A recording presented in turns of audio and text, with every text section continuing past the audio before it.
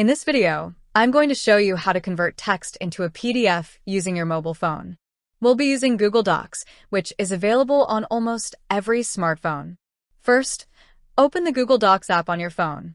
It's a free app from Google, and most of you will already have it installed.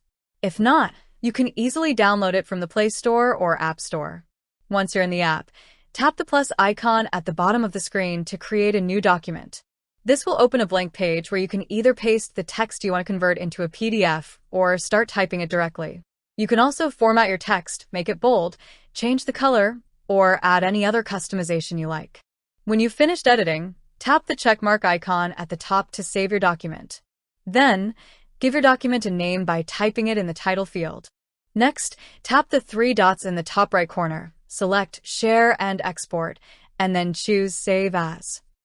From the options, select PDF. Tap the download icon at the top, then choose your browser, like Chrome or any other installed on your phone. The PDF will be saved in your phone's Downloads folder. Finally, open the Downloads folder to check the PDF you just created.